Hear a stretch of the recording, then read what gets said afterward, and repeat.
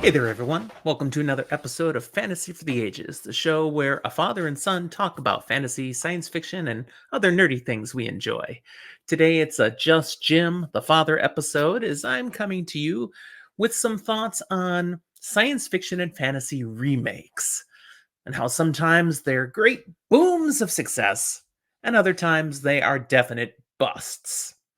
Before I get into that, I just want to remind all of you, if you are watching us for the first time, I hope you thoroughly enjoy this, and please remember to like it down below.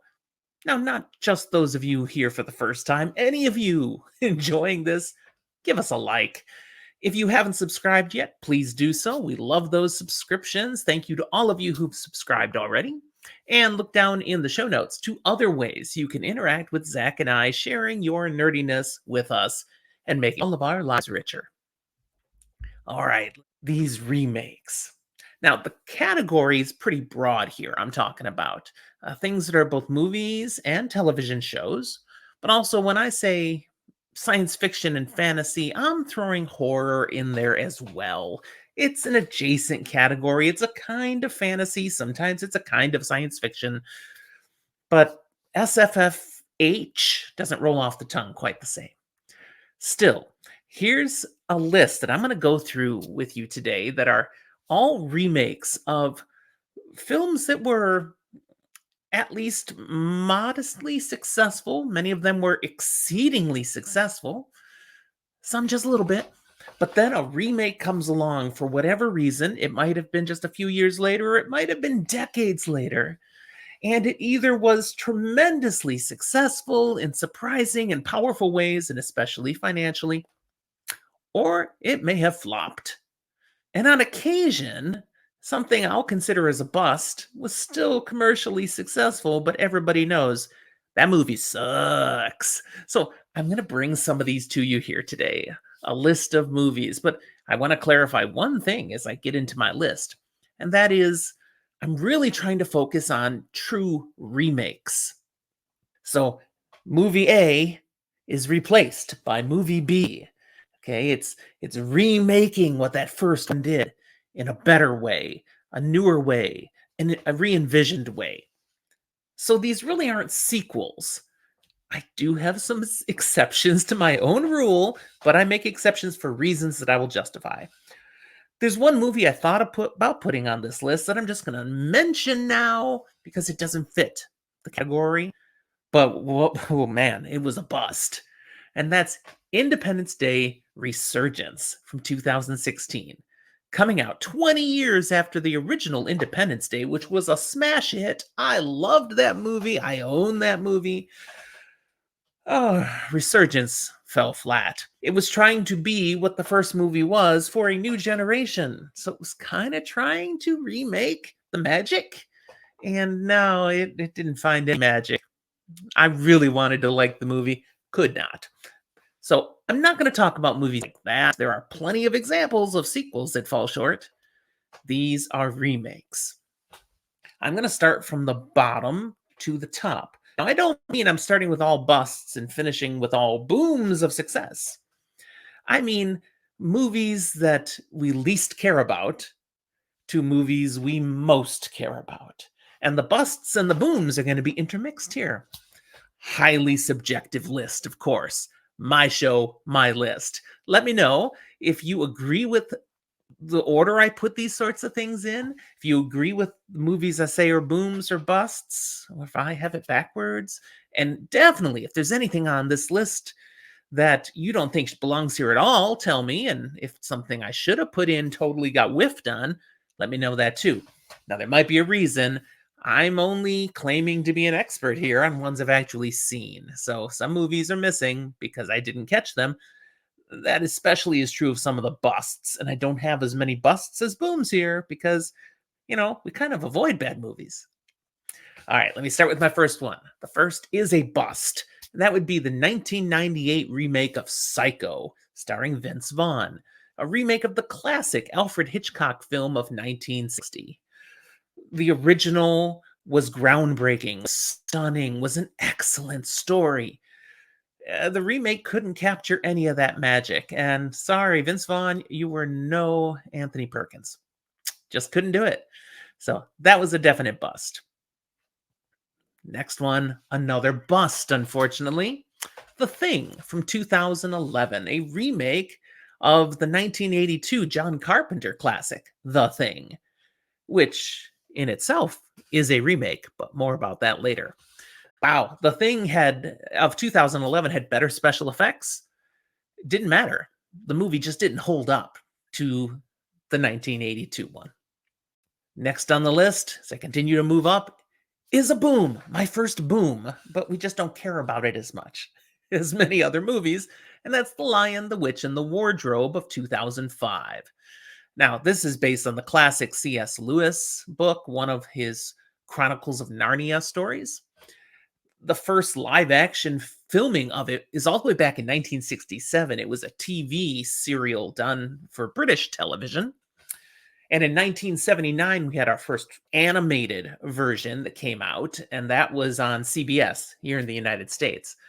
This is a remake of both of those sorts of things, and of course, it's an adaptation of the book, but it came with high quality production value, big bucks, and was a big success. Went on to spawn sequels, none of which were as good as the first one here. Let's go to another boom. But now let's dip into horror again. The Texas Chainsaw Massacre of 2003, which is a remake of the classic 1974 movie of the same name. That movie, that original, man, it was freaking people out everywhere, and it proved that horror movies that have just lots of slashing and killing and violence can be commercially successful. So they decided, let's do it again now. Many years later, with much better filming, because the filming quality is a little weak in 1974, just what they had available back then. They did great with what they had. Well, the remake did better with what they had now. I'd say the movies themselves are kind of on a par, but the quality of this remake is better. It does get dinged for being heavily violent, but if you're going to watch the frickin' Texas Chainsaw Massacre, aren't you expecting a little bit of violence? I don't think you have a right to complain at a movie with this name. Let's go do a bust. Ghostbusters 2016, the remake, sorta, of the 1984 classic comedy with ghosts and such. It really isn't a true remake, it's a re envisioning. It didn't work. There are plenty of people who love the 2016 edition, but for me, I'm like, nope, I didn't need a new Ghostbusters. I loved what they had before. And yeah, I couldn't dig the 2016 version. Then we move to a boom. Dread, 2012 remake of the 1995 Sylvester Stallone Judge Dredd. This remake stars Carl Urban, and I love me some Carl Urban, going back to his appearance as Eomer in The Lord of the Rings, and he's done so much more since. A most recent thing you can find him on is The Boys on Amazon. Prime Video, gotta say that the right way. He turns in an amazing performance as Dredd, whereas Sylvester Stallone, no, you get Sylvester Stallone.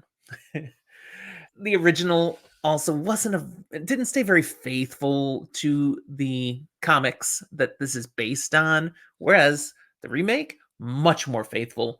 The character of Dredd is played far better. Carl Urban just got him. So kudos for that one. A definite boom. Now we go to a bust. RoboCop of 2014. I saw the original RoboCop in 1987 in theaters. This was amazing. It was corny. It was also very graphic for the time. Tons of shootings and blood flying and just, over the top with some of the gore in a sci-fi kind of way.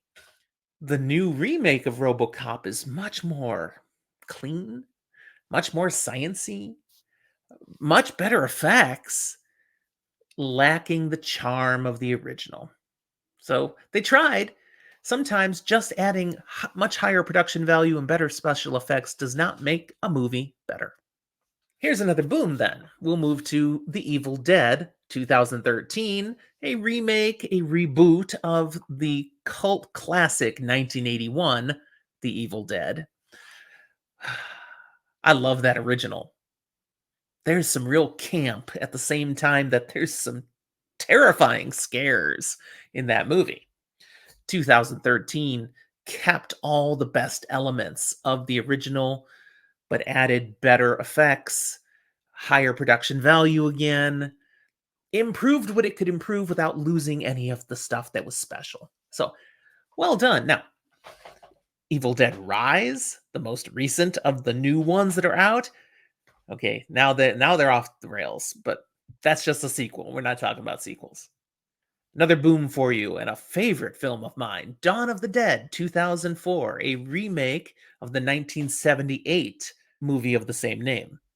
Both these movies take place in shopping centers. Both these movies feature zombies and a zombie apocalypse. However, the remake has better acting, better writing, and better zombies. These freaking zombies run now. They are truly terrifying, not just stumbling things you can kind of avoid unless you're an idiot. Dawn of the Dead is a great film and done very, very well. So I can watch that one again and again. That brings me to another bust. Again, these are interwoven, and the bust I'm going to do this time is a sci fi film, Total Recall 2012. This was starring Colin Farrell, replacing or remaking the 1990 classic that starred Arnold Schwarzenegger. Arnold was at his prime during that original movie, and a lot of movies he was appearing in were real vehicles for him. This movie has a good story. It's classic science fiction. Really well done.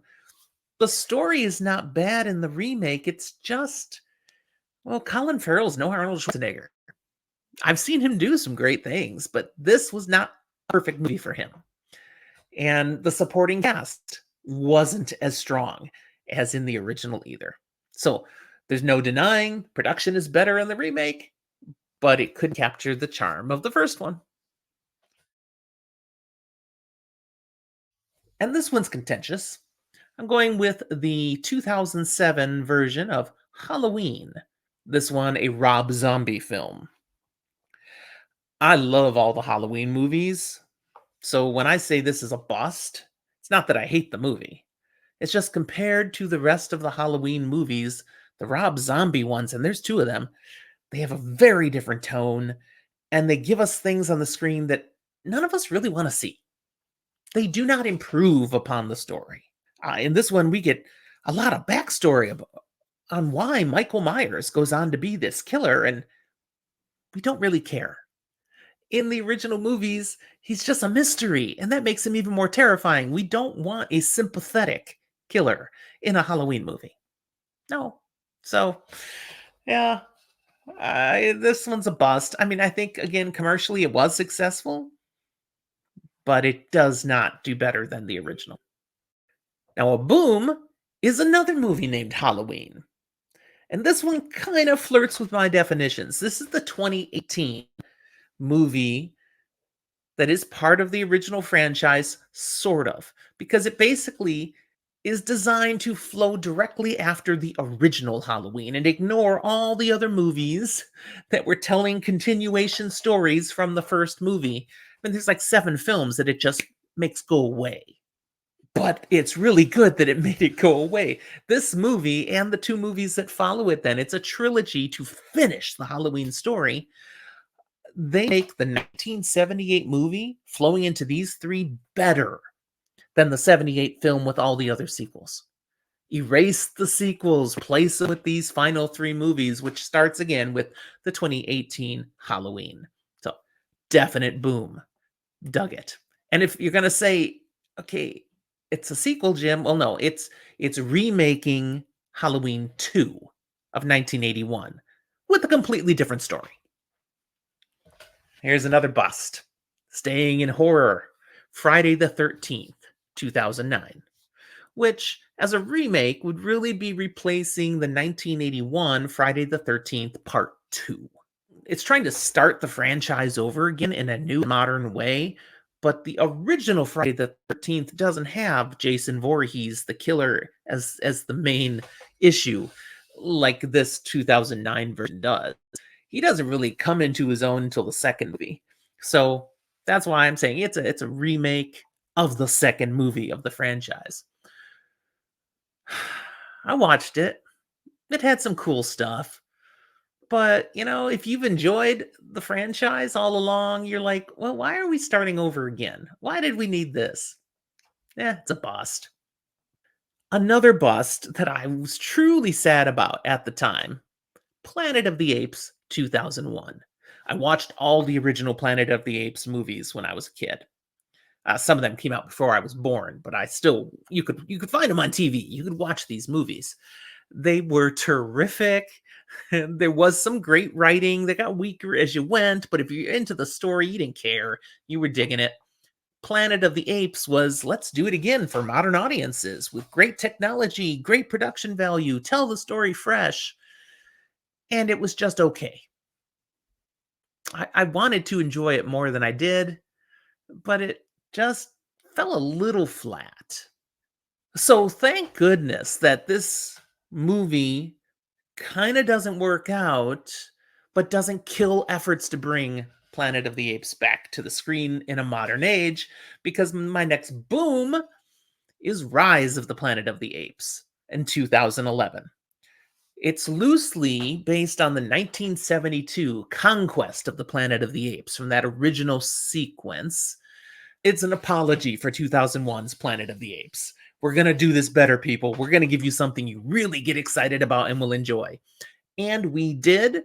And there's been two sequels since, and the fourth one coming out next year, 2024. Looking forward to it. My next boom, my first superhero movie. My only superhero movie on here, actually. Batman Begins 2008, which is sort of a reboot, not really a remake, but a reboot of the Batman franchise that got a real modern movie kickoff with 1989's Michael Keaton, Jack Nicholson starring film. Now, the 1989 film is good, was a fun movie, was a successful movie, and led to 4 sequels. None of them quite as good as the first, but all of them have their merits. 2008 comes along, and this Batman, wow, Batman Begins takes us to a real gritty Batman. The darkness that this character is supposed to have from the comics is truly there, maybe even darker. Christian Bale starring does a fantastic role getting into Bruce Wayne, Batman. Oh, I gave his alias away. Sorry. It's fantastic, and it flows to 2 sequels that are all likewise extremely good. So, big time boom for Batman Begins 2008. Now I've got to go do another bust. Sorry. There are busts here we've got to talk about. This one, Godzilla, 1998, starring Matthew Broderick, and a big Godzilla. This is sort of a remake of the classic Godzilla films that started back in 1954, back in Tokyo, Japanese films, and they still make Godzilla movies over there. That same production studio still is putting them out. But this was, okay, big modern American version, and we've got Godzilla here making babies in New York City. It was just weird. There were some parts of this movie that just were not good at all. The effects were pretty good, but they tried to make it funny. I mean, that's what Matthew Broderick does. He's a comedic actor. Therefore, it wasn't as good as Godzilla deserves. It went for cheap laughs too many times. So that wasn't the one we wanted. Thankfully, in 2014, we got the one we wanted. Another movie called Godzilla. So this, I'll say, is a remake of the 1954 classic for a modern age, but also, again, an apology for 1998. Let's erase that from my memory and do it right. This Godzilla movie is everything you want from a modern monster movie, big Godzilla, wreaking havoc, but also not being entirely a bad guy. Fantastic movie, thoroughly enjoyable, has already led to a sequel that was also very good. That's a boom. All right, another boom, and I think this is my most recent one on the list. Dungeons and Dragons: Honor Among Thieves. It just came out this year, 2023, after originally being planned to be released in 2021, then postponed to 2022, and then postponed to 2023. Something about a pandemic, complicated release matters, and other things. This is not a direct remake of the 2000 Dungeons and Dragons, but it is a replacement for it because that movie flopped big time. Lost money, could have totally made it. We'd never again see any Dungeons and Dragons on the screen. Instead, they started work on bringing this version to the screen years before we finally got it, but it gets it.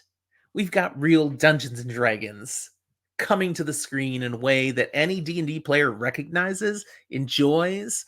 Great action, great story, great comic relief blended in there. Everything you get from the role-playing game is on the screen. Well done. We like that movie. So from there, highs and lows, let's go to a bust.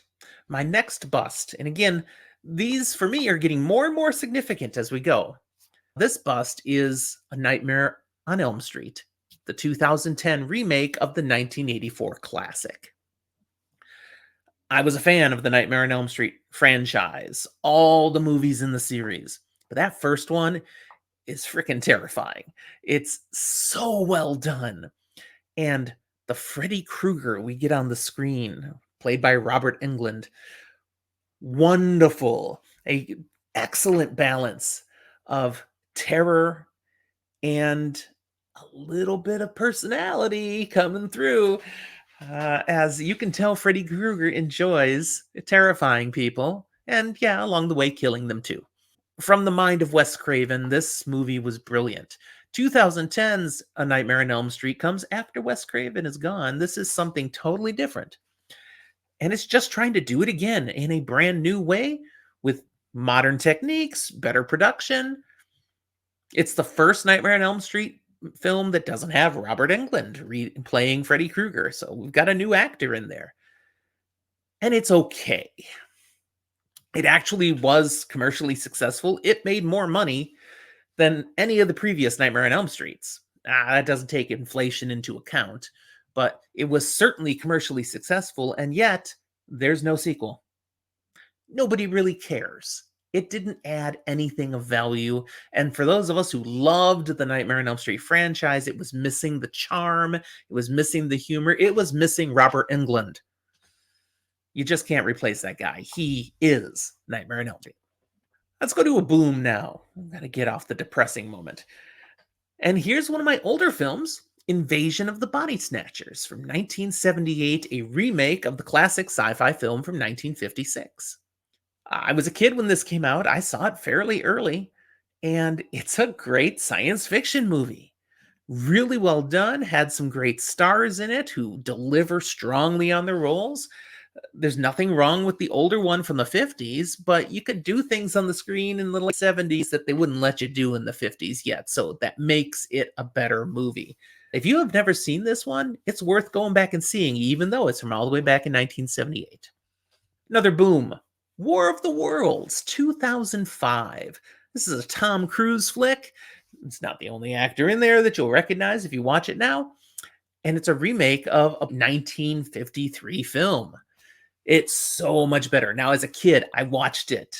Little 13-inch TV, enjoying the old sci-fi and horror movies of the past. And it's a great movie. But you get to bring all of what we can do today in a modern age. I mean, okay, it's 18 years ago now, but still. Massive production, great special effects, sci-fi at its best, and Tom Cruise is not bad in the movie. So that's a boom. Let me bring another boom, and this is one I've talked about already. The Thing from 1982. We already had the bust that came out later, but this 1982 version is a remake of a 1951 film of a longer name, The Thing from Another World. Now, they wisely shortened it just to The Thing. And this is a great movie. It's well known for having some of the best practical effects. This is before CGI is becoming all over the place. the things that they do for the thing, this creature that becomes part of these people who are trapped in a Antarctic base having to deal with, might be Arctic base. No, I think it's Antarctic. No, I can't remember. It's really cold where they're stuck. And it's terrifying what this creature does and how it this practical effects is interacting with the people. I mean, it's done so well. Yes, you look at it now, you can tell, oh man, that looks so fake. But at its time, no, it was brilliant. And really, it's still pretty well done. Another boom, The Hobbit. This is the 2012, 2013, and 2014 movies by Peter Jackson. They're a remake of the 1977 animated version of The Hobbit. That's all we really had before that. And it's tremendously better than that. Now, I've got my issues with The Hobbit as three films. There's a lot of bloat here. They added things that they just thought made sense and filled out the world a little better. And it's too much. This is all too long. But it's still way better than the animated version from Rankin and Bass. So it's a boom. Next up, another science fiction film, The Fly. This one's another boom for me. This is a positive one. The remake in 1986 of the classic black and white 1958 version. Now, the 1958 had Vincent Price, one of my favorite horror actors of the past. The Fly has Jeff Goldblum, which we don't necessarily connect with horror. We do connect him with science fiction, and The Fly is a blend here of those two. This movie, again, has excellent effects. Just coming out 4 years after The Thing, and some of the things they use in that movie, they are putting to work here again in The Fly, but a little better. We're 4 years later, the technology has improved, so the effects are amazing in this movie and disgusting. I mean, when a guy starts to turn into basically a human-sized fly, it gets disgusting. Great movie, very entertaining. I'd recommend that to anyone. Another boom, The Mummy, 1999. A re-envisioning of the classic Universal Pictures Studios horror movie, The Mummy of 1932, starring Boris Karloff. Now, we've got this modern version, very glitzy and glamoury and full of humor. Totally different than the 32 version. This is a comedy with a lot of the elements of The Mummy that makes you jump. It's got some scares, but they're not overwhelming scares. Brendan Fraser really hits it big in his stardom moment, starring in The Mummy. And there are two sequels that it went off to. The second is great, the third, not so much, which is probably why there isn't a fourth. But the 1999 version of The Mummy, fantastic film. I own it. I've watched it multiple times. It's still enjoyable. Unfortunately, then Universal Studios decided to make another Mummy in 2017, and we wanted to be successful. Let's put Tom Cruise in a leading role. It's just another remake of the 1932 film, but they ignored everything that was successful about the 99 version and got a bust. They took themselves too seriously, and we didn't. We watched this movie and went, there's no heart in this movie. There's no life to this movie. This is not the Mummy we want. Eh. It's too bad because this was the first of a number of big money production value that Universal Studios was all in on to bring their classic horror creatures to life again. Well, when the Mummy tanked, the rest got shelved. Too bad. I like those monster movies. All right, now I'm going to move into a series of booms that all start with the words Star Trek next. We're getting near the end of the list, so these are big movies for me now and for a lot of people. The first boom I'll bring to you here is Star Trek The Motion Picture, 1979. Don't get me wrong, I'm not saying this is an amazing, incredible movie. And it's not even a remake, but it takes the original series from the 60s and brings it to the screen in a re-envisioned manner, doing things they could not possibly do back in the 60s because there's been significant advancement. to the quality of production values. Plus, Star Wars had come out and it was a big hit. And Paramount Pictures is going, hey, don't we have something like that? Don't we own something? And oh, yeah, we got this Star Trek thing. So they made a motion picture out of it. And it was very successful. But thank goodness the one that came after it, Star Trek The Wrath of Khan, was far better written. And we get a whole bunch of Star Trek into the future because of the first movie, but also because of the second movie that was definitely needed. Because if the second movie was only as good as the first movie, we would not be talking about Star Trek anymore. Still, I give it a boom for kicking off that we can do Star Trek as feature films. Also, because of the commercial success of all of these feature films of Star Trek, we end up getting another quasi remake, Star Trek The Next Generation, on television starting in 1987. Not a true remake, but basically saying, okay, Star Trek, the serialized Star Trek in the 60s, what if we did it now in these? If with what we can do now, it has so much better acting, so much better special effects, a better ensemble cast. I love the ensemble from the original, but any guy going to the planet in red was dead, okay? They get rid of those cute little issues with the Next Generation. It's much better thought out. Gene Roddenberry, the original creator, is still connected to the Next Generation. He had better things to say now. He'd figure stuff out better. But the acting, I mean, we've got some amazing actors involved with the Next Generation. And it leads us off into Star Trek Deep Space Nine, Star Trek Voyager, eventually Star Trek Discovery. Yeah, I kind of skipped Star Trek Enterprise. Just Enterprise. That was a little weird. I own them all anyways. They're still good. But Discovery and more. There's still Star Trek content coming out because of The Next Generation, 1987. So it re-envisioned what we could do with Star Trek. That's why it's on the list as one of my booms. Another boom with Star Trek is just called Star Trek, the 2009 sort of remake, because it's not entirely a remake. It's a parallel. No, parallel is the wrong word. It's a replacement timeline for the original. So it is replacing the original series with a new cast who are the same characters, but modern actors. And we get bridging that for us, the original Spock, Leonard Nimoy. And that was a beautiful way to hand over the mantle of the Star Trek intellectual property to a new age.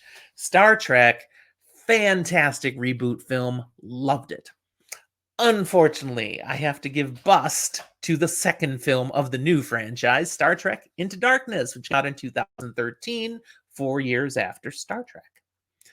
Why? Well, much of the movie's good, but a big part of it is suddenly turning it into a new version of The Wrath of Khan. How dare you? The Wrath of Khan is untouchable. You cannot mess with the 1982 version.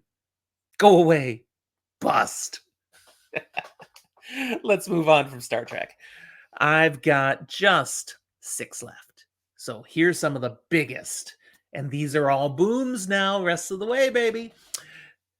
2005, King Kong, a remake of both the 1933 original and the 1976 remake of the 33 original. Both of those films have merits, but King Kong had the effects in a way that the others could only dream and drool over. Great film, well acted. Kong himself is amazing on the screen, and even Jack Black's not bad in the movie. So, definite boom. Another one I got for you. This one's an amazing film.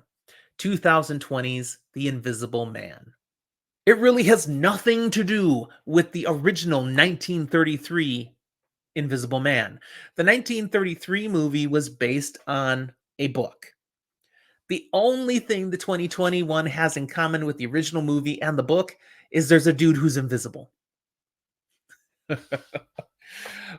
But it's so good. Most of you have never seen the original 33 classic, but you've all heard of The Invisible Man. Who hasn't heard of The Invisible Man? This movie is amazing. I recommend it to anyone as long as you are okay with some Real, wow, both physical and psychological violence. This movie would probably be worthy of some trigger warnings too. I don't want to go into all of that. So if you're sometimes sensitive about some things, I'll leave it vague. Maybe check out a little bit on IMDb about The Invisible Man before you just go and watch it. But I loved this movie, and it's an extremely well done film. Next up, a boom would be Dune Part 1, 2021, which is a replacement for the 1984 classic Dune movie. I kind of enjoyed the 1984 version, but only kinda. There were parts of that was just really hokey because of the technology they had available to them at that time. I love the actors that we had back then. I love the actors we have now even better, and all of the things we can bring to a science fiction movie now with the technology we have makes Dune shine. Between the acting and the production ability, this is a great movie. I was only ticked off that they only gave me part 1. And now because of a writer's strike and all, we're gonna wait even longer before we get the rest of it. But I'll watch it whenever it gets here. Okay, next boom, It. The 2017 and 2019 movies that are a remake of the 1990 miniseries, which itself is an adaptation of Stephen King's novel, It. I loved the miniseries back in the day. It's done really well, but it was on television. There's only so much you can put on television. Now we got a big feature horror film that was such a big story, they did it as 2 movies. The first movie was massively successful, made a boat ton of money. Boat ton? Boatload. I think that's the cliche. The second movie was also very successful, did not make quite as much. Most people agree the first part 1 is better than part 2, but you kinda need part 2 to finish up the story. I enjoy them both. Pennywise the Clown, really well done in this movie. So, It. All right, second to last. So my second best, biggest of all of these is the Lord of the Rings trilogy by Peter Jackson. So Fellowship of the Ring in 2001, The Two Towers in 2002, The Return of the King in 2003. Those movies, best we can say, is a remake of the 1978 Ralph Bakshi film that was partly animated, partly silhouettes of real people, and it's only the first half. So that only does the Fellowship of the Ring and half of the Two Towers. The problem with the Lord of the Rings is lots of people had considered trying to do it, but it was intimidating. They couldn't picture how they could do it justice on the screen. And Peter Jackson and his team did. So we have an amazing remake because it's so much better than the only thing anyone had really been able to pull off, which was an animated thing that they couldn't even finish because they were overwhelmed. That's a boom. Wow. And I've watched this so many times. Only the extended edition. That's all that matters. There is no other movie. Finally, the biggest on this list, which I've been rewatching just recently, Battlestar Galactica, the 2004 remake of the classic from the 1970s. I watched the original in the 70s live on TV as a kid. It was the coolest thing I'd seen. It was great. Thoroughly enjoyed it. But there's no contest that the remake in 2004 and successive years, is 4 seasons, is way better, heads above the original. It's gritty. It's truly science fiction and space opera-ish. The tension, the acting, the writing, the effects, everything is amazing compared to the original. And even though it's almost 20 years old now, it holds up. This does not feel like an old show. This is still excellent. I'm watching the final season on my rewatch now and loving every moment of it. It's just such a great show. Battlestar Galactica, number 1 in my book for all the remakes of SFF. Okay, that's what I got. Hope you enjoyed this. Give me your feedback again down in the comments. Thanks for watching. We'll talk to you next time.